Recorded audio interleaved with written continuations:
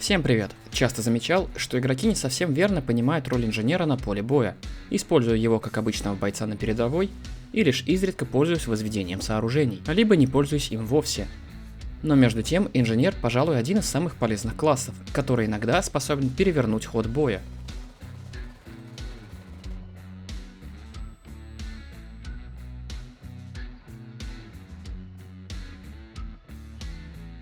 Инженерный батальон разблокируется прогрессом кампании, после чего также становится возможным получение солдат инженерной специальности в поставках. После улучшения инженерный отряд может быть укомплектован несколькими инженерами. Также они могут быть частью и других отрядов, слот под инженера разблокируется при улучшении конкретного отряда в синей ветке. Сам же инженер может быть вооружен полуавтоматической винтовкой или винтовкой со скользящим затвором, а второй оружейный слот занят строительным молотком, убрать который из экипировки нельзя. Базовая способность инженера – увеличенная скорость спринта. Что касается выбираемых перков при прокачке, то здесь каких-либо полезных способностей конкретно для инженера пока нет. Инженер может возвести множество различных построек, от простых заграждений и до противотанковых пушек и точек возрождения.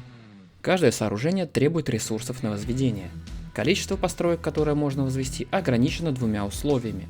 У каждого инженера ограниченное количество ресурсов, которые восполняются после возрождения, и общее количество построек каждого типа для каждого игрока лимитировано и указано в круговом меню. При достижении лимита определенных сооружений, новые могут быть возведены только после уничтожения или разбора старых. Если в отряде несколько инженеров, им можно отдать приказ строить, что увеличит скорость возведения сооружений. Для этого необходимо сначала начать постройку самому, а потом отдать приказ, нацелившись на постройку. По умолчанию для этого используется клавиша X. Исходя из вышесказанного, можно выделить два основных плюса инженерного отряда с несколькими инженерами в сравнении с любым другим отрядом, в котором есть только один инженер. Это большее количество ресурсов и выше скорость возведения построек. Пара слов о самих сооружениях. Колючая проволока немного замедляет, наносит небольшой урон и гремит, если через нее кто-то пробирается. Лучше всего устанавливать в узких проходах, дверных проемах и на подходах к точке. Сооружение довольно хлипкое и ломается практически от любого взрыва. Мешки с песком – базовое укрепление, защищающее от стрелкового оружия, иногда и от взрыва, но рассыпаются от попадания гранаты по ним.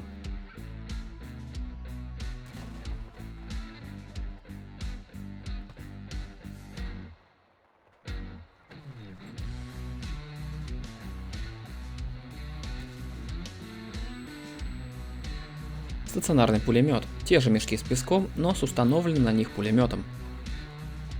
Имеет бесконечный боезапас, но перегревается при интенсивной стрельбе, после чего перестает стрелять на некоторое время.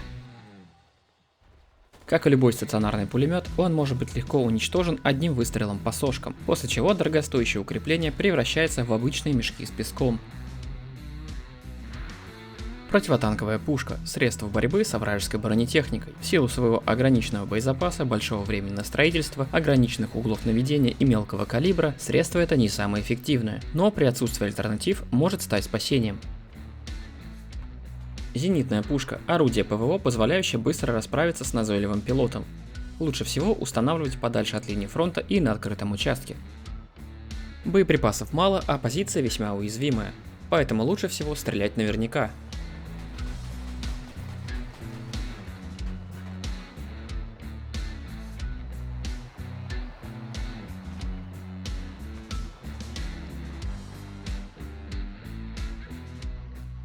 Ящик с патронами позволяет восполнять боеприпасы только для личного оружия. Аптечки, взрывчатку и патроны для подобранного оружия не восполняет.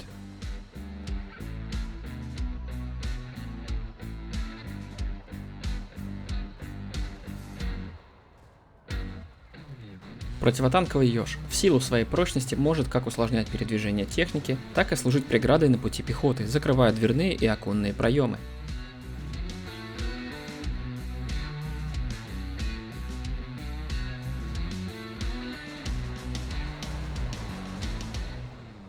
Точка сбора. Точка респауна для команды, однако не без ограничений. Точка сбора не может быть расположена близко к контрольным точкам и другим точкам сбора. Она позволяет возрождаться одному отряду раз в 10 секунд, и на ней невозможно резнуться, если рядом враги. Кроме того, издает звук в радиусе около 20 метров, от чего легко может быть найдена, даже будучи хорошо спрятанной в кустах или в здании.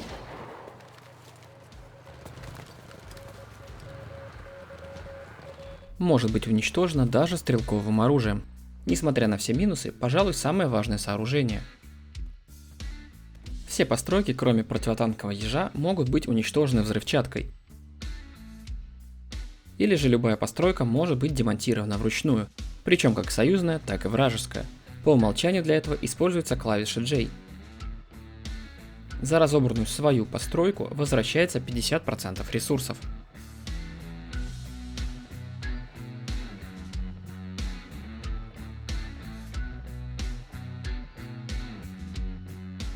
Ну и пару слов о том, как все-таки нужно применять инженера в бою.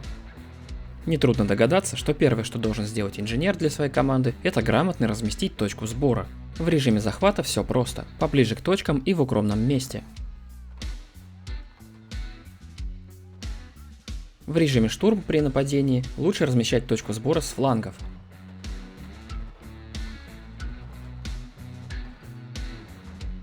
А при защите поближе к обороняемой точке и так, чтобы путь до точки был скрыт от глаз противника. После необходимо укрепить обороняемую точку, установить пулемет на подходах к точке, загородить проходы и дороги, а также установить ящик с амуницией. Ну и не стоит забывать про помощь в борьбе с вражеской бронетехникой и самолетами. А хотя знаешь что? Чё-то слишком сложно все это. Ну его нафиг, пойду делать пиу-пиу-пиу. Ну, ладно, строить так строить. Кроме всех вышеперечисленных возможностей, инженер обладает еще одной, не самой очевидной, возможностью создавать обходные пути и забираться в труднодоступные позиции. Для этого потребуется пара мешков с песком и все твои навыки паркура. Это поможет обойти укрепление противника и застать его врасплох. Ну или просто повыпендриваться, мол, смотри, что могу.